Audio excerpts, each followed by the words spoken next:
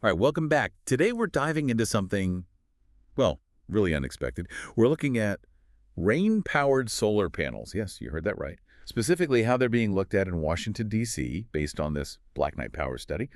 Our mission basically is to unpack how this hybrid tech works, where it's being used, and what it could mean for energy, especially in rainy places. Kind of Yeah. flips the script, doesn't it? Using rain, usually a challenge for solar as an asset. It really does. And what's key here is that it's not just tweaking solar panels, it's a true hybrid system. You've got your traditional solar cells, plus something called triboelectric nanogenerators, TNEs for short. Teens, okay. Yeah. How do they actually get power from a raindrop? Sounds a bit like science fiction. Huh. Yeah, it does sound futuristic, but it's quite clever, actually. Tiangas work by converting the kinetic energy from the raindrop hitting the surface. They turn that impact into electricity using something called liquid-solid contact electrification. Liquid-solid contact, like static electricity, almost. Exactly, yeah. Think of it like that, but, much more controlled and efficient on a tiny scale. A raindrop hits, generates a charge. Simple as that, conceptually. So you end up with this dual function. Solar works when it's dry and sunny, and then the Tyndall layer kicks in automatically during rain, adding extra power. Okay, clever tech. But why is this such a big deal? I mean, beyond just being neat, what does it unlock for a city's energy supply? Well, it's about tackling solar's biggest weakness, intermittency. The fact it only works when the sun shines. This offers a path towards, potentially, 2047 generation. Solar power during the day, and then raindrop power kicking in during clouds, storms, even at night if it's raining. That's huge. Right, less reliance on batteries or backup power plants. Precisely. And the TENs actually compensate when solar output drops because of clouds and rain, so Yeah. efficiency goes up overall. Plus, as a side benefit, some integrated systems can even collect that rainwater for other uses, like irrigation. And connecting this back to DC, its weather seems almost tailor-made for this kind of technology. Absolutely. You've got, almost 40 inches of rain annually? Over 120 rainy days a year? That's a lot of potential Tang operating time. It's a resource just sitting there.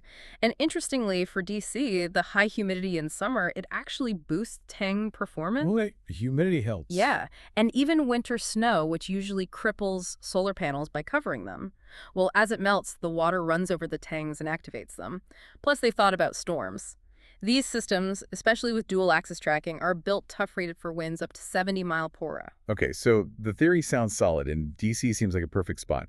But is this actually happening? Is there a real-world example we can point to? There is a pretty significant one, actually. The Blue Plains Advanced Wastewater Plant in D.C. They have a big 3.5-megawatt solar array, but they've also incorporated an experimental Tang setup alongside it. And what are the results looking like? Pretty encouraging. The reports show about 4.8 gigawatt hours a year from the solar part, plus an extra 0.2 gigawatt hours just from the Tangs during rainy periods. They're projecting cost savings of around $4 million over 20 years. Wow, zero point 0.2 kWh isn't trivial. Where'd they put these panels? Good question. They installed them on parking lot canopies and on the roofs of the treatment plant buildings. And importantly, the Tiang layer was added onto the existing solar infrastructure. It shows you can potentially retrofit. That Blue Plains example definitely helps make it tangible. But okay, let's talk about the practical side, the cost. Is this affordable now or still way out there? Right, the bottom line.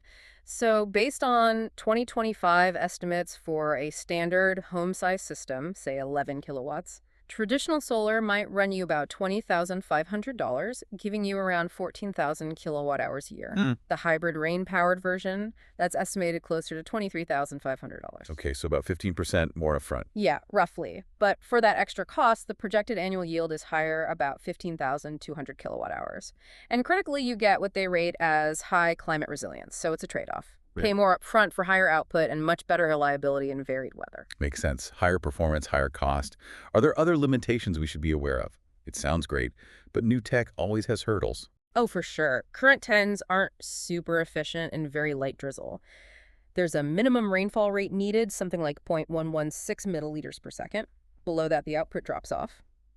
And like we said, the initial cost is higher. And we haven't seen massive utility-scale deployments everywhere just yet. It's still early days for large scale. But the potential is clearly there. What's next? Where's the research heading? Lots of exciting stuff happening. Big focus on material science, things like using graphene coatings on the tanks to make them more conductive and efficient. And also on the grid integration side, developing smarter inverters that can seamlessly blend the power from both the solar cells and the tanks. Plus, having supportive policies helps. DC's goal of 50% renewables by 2032 creates a really favorable environment for technologies like this. So wrapping up this hybrid idea, solar plus rain power via tenjings, it really does offer a compelling way to get clean energy, even when the sun isn't playing ball. And DC looks like a prime example of where it can make a real difference to reliability. Exactly. It's still an emerging tech, no doubt, but it provides a fascinating, maybe even essential, template for coastal cities, rainy regions, really anywhere dealing with variable weather worldwide. It makes you think, doesn't it? Considering how many people live near coasts or in areas with significant rainfall, what if this tech really takes off? Beyond DC, what other cities, what urban landscapes could this transform next? Something to ponder as we look for truly resilient energy solutions. Keep exploring this intersection of climate and innovation. It's definitely one to watch.